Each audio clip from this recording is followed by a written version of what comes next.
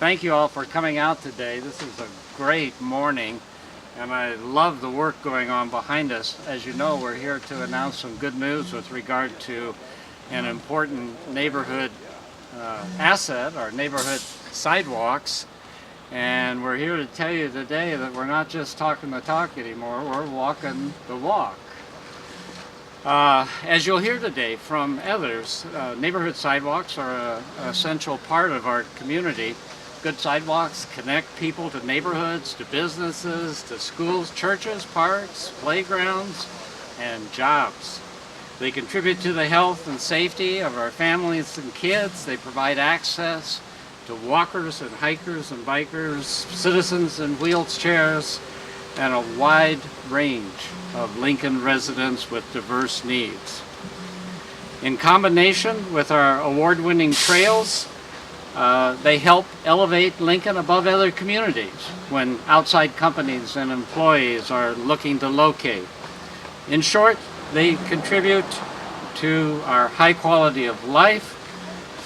They contribute to the health and safety of families and kids, and they provide access to walkers and bikers, citizens, and wheelchairs. And let's not forget, tomorrow night there'll be underfoot of hundreds of our young people who will be walking the sidewalks to go trick-or-treating. In years past, are you going trick-or-treating tomorrow? Yes. Huh? Whoa. In years past, our sidewalk system began to deteriorate, as you all are aware. Twice in the 1980s, the citizens of Lincoln voted to make sidewalk repairs and maintenance the responsibility of the city. Over the ensuing 3 decades, funding was never adequately provided to keep up with those repair needs. At one point, several years ago, it was estimated that the city was so far behind that it would take 40 years to catch up with the existing funding levels that existed at the time. That was a situation that needed to be changed, obviously. So last year, we sat down with city council members. 2 of the city council members are here today who have been tremendous supporters of sidewalk repair, Larry and Baylord Garrett and Gaylord Baird, excuse me, Larry, and Carl Eskridge. And we sat down with them and others and developed a 2-year plan to drastically reduce the backlog and to get our community sidewalks fixed. We prioritized the needs and then worked to identify funding. We identified $4 million in expiring certificates of participation, which were retargeted to sidewalk repair. We identified just over $1 million in Federal Transit Authority money, which was targeted towards pedestrian improvements near bus routes. Nearly $400,000 in neighborhood focus area money was available from urban development, and we came up with another $1 million through the capital improvement program. Using this unprecedented $6.5 million infusion, we set to work in partnership with local contractors and construction firms to fix sidewalks, repair curb ramps, and attack the overall backlog. In March of this year, the first crews began working. By summer, we had 3 contractors making sidewalk repairs.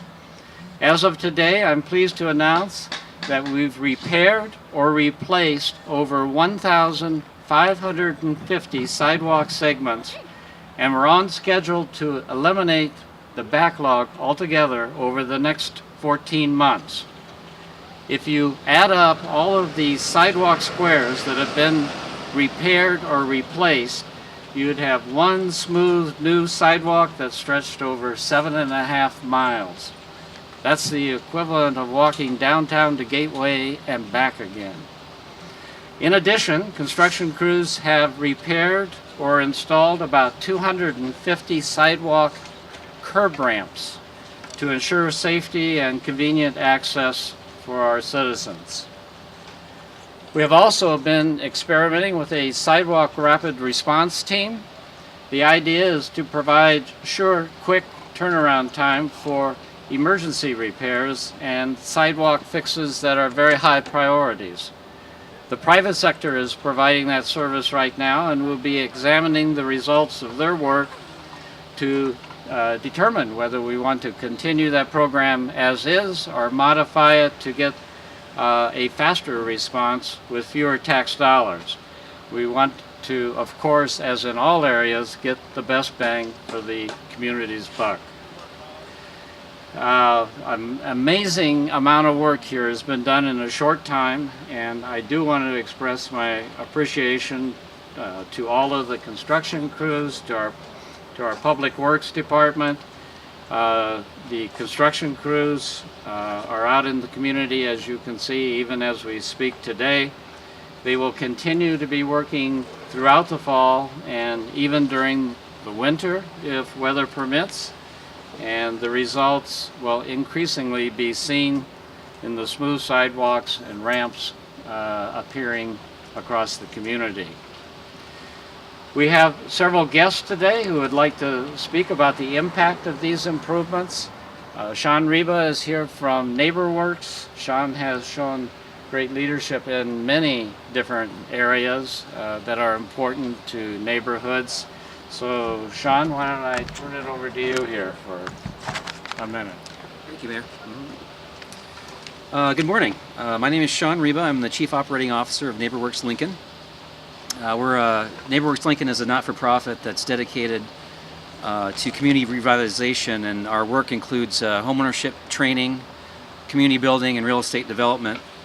We're also a member of a group called the Lincoln Policy Network, and the Lincoln Policy Network is a group that is made up of residents, property owners, property managers, realtors, not-for-profits, etc. Now, this group was formed about 6 years ago. It was formed to identify community issues, formulate solutions, implement plans to change city, county, and state policies through new legislation or the modification of existing ordinances. Now, the Lincoln Policy Network has worked to put together a neighborhood plan for action. This plan has been endorsed by 27 Lincoln neighborhoods. It outlines priorities that will help improve neighborhoods. Improving sidewalks has consistently been for a long time a priority for the Lincoln Policy Network. And with the lack of funding over the many years, it has created quite a serious backlog. And as the mayor had said, I think it's a backlog of 40 years, which we think, residents think that that's unacceptable. So specifically, the Neighborhood Plan for Action says the city should continue efforts to establish, fund, and implement a plan to rehabilitate sidewalks on a more aggressive schedule. Now, that is why we are here, and this is why we're excited that the City Council and the Mayor are breathing life back into this program. We're excited to see investment back into our sidewalks. Some of the benefits that we see from the neighborhood perspective, they increase property values. They create a much safer environment. They also bring life to our streets and to our sidewalks, to our neighborhoods. It links us together. It connects us as neighbors. It connects us to parks, to libraries, to local businesses. Connects us to churches. So it brings us all together, and I think that's a sign of a neighbor or a community moving forward. It's a sign of a vibrant community. So with that said, I want to thank the mayor, and I want to thank the city council and everyone who's helped breathe life back into this sidewalk program. Thank you. Thank you. We also have with us today Beth Rep and her daughter Tabitha, who are kind enough to be here. Thank you, Beth. You want to say a couple words? Thank you. Here. My name is Beth Rep, and this is my daughter Tabitha. We're here today to say thank you to Mayor Breitler and the City Council for working hard to make our community better. Families depend on sidewalks. We live in an older neighborhood near Pound Middle School, and I see the real value when I watch young kids making their way safely through our neighborhood to and from school every day. They ride their bikes to the playground or a neighbor's house. My daughter and I use the sidewalks on a daily basis. When I had an infant in a stroller, I can't tell you how important it was to have sidewalks with good ramps at the corners. This summer, Tabitha learned to ride her bike with training wheels on our neighborhood sidewalks. I see our neighbors running with their dogs, or walking to the store or to church. Good sidewalks and good connections help promote exercise and healthy family activities. So, Mayor Beitler and City Council members, thanks again for continuing to move forward improving our community. It's just another example of why Lincoln continues to be a wonderful place to live and raise a family. Thanks. Thank you, Beth. Also with us today is Mike Schaeffer from the League of Human Dignity. I think you're all aware that the League does phenomenal work helping people with different abilities connect to resources. Thank you for being here, Mike. Thank you, Mayor. The League has been in existence since 1971 and has had a partnership with the city since that time. As a matter of fact, when Helen Busalis was a city council person and Sue Bailey was a city council person, the League began to work with them to begin to make the city of Lincoln more accessible. They championed the cause, began to build curb cuts when any street was being repaired that had a curb cut on it. And obviously the city continues that today. Lincoln is one of the more accessible cities in the country, I believe, and it's largely due to the cooperation that the city has provided over the years and the commitment. And I just want to remind you that that was before there were laws that mandated that. The city did it because it was the right thing to do, and they knew that. People with disabilities, especially people with physical disabilities, utilize sidewalks on a daily basis. Most of those individuals don't have wheelchair accessible transportation. Given the technology today of wheelchairs, power wheelchairs will go a long ways between charges, and many individuals use those as their cars. All times of the day or night. And over the years that I've been with the League, I've received calls from police officers who have said, you know, we just saw so-and-so in the street with their power wheelchair. We're concerned about their safety. We've been able to work with the city in those neighborhoods to get curb cuts installed. So sidewalks and properly designed curb cuts are a very, very positive force in helping people with physical disabilities to live independently and participate in their communities. So I would like very much to thank all of the city staff, everyone involved in this, including the mayor and city council representatives, for their efforts and their continued ongoing effort to keep the city accessible. Thank you very much. Thank you, Mike. Larry and Carl, I hope you would say a few words. Larry? Well, what's that phrase? Step on a crack, break your mother's back? Moms of Lincoln were a lot safer with these improvements. So thank you to the city for supporting sidewalks. But just over a decade ago, my oldest daughter, Ava, took her first steps on the sidewalks outside our home, and they weren't in great shape, and I had to hold her hand for a lot of that just to help her step around the gashes in the pavement. It's nice to see the improvements and how far we've come since that time. Again, I just want to say thank you to the folks who've been making these improvements, the folks at Public Works, to the mayor, and to the planning commissioners with whom I've worked over the years and been a part of that group. Those are committed volunteer citizens who've called attention to this issue time and time again. I want to personally thank Michael Cornelius, Janelle Lust, and Kathy Beecham for speaking out again and again. It's made a difference. Thank you.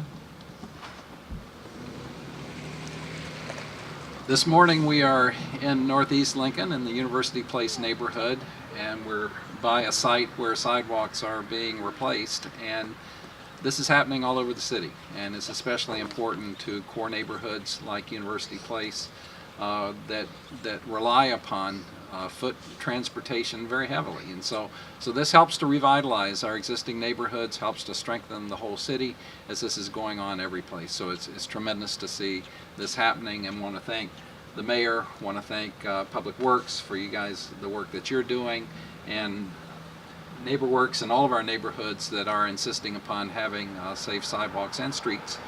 And just thank you for this great celebration. Mayor?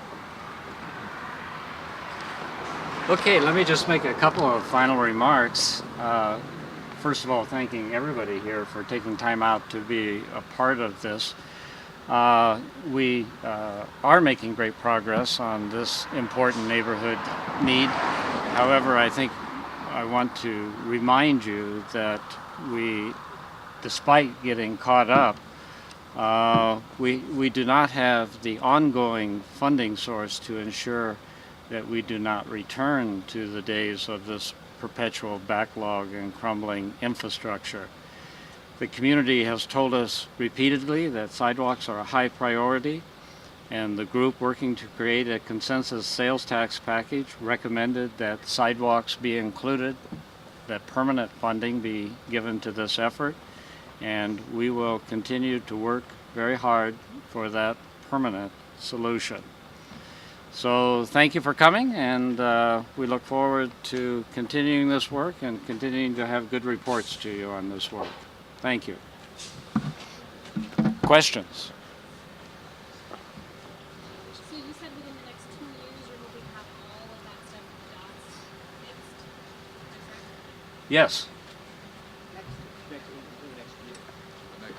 In the next, The next 14 months is what 14 months. yeah, I think it was 14 months, I think is what the time span was, right? Weather permitting, yeah. Okay, you good to go? Thank you.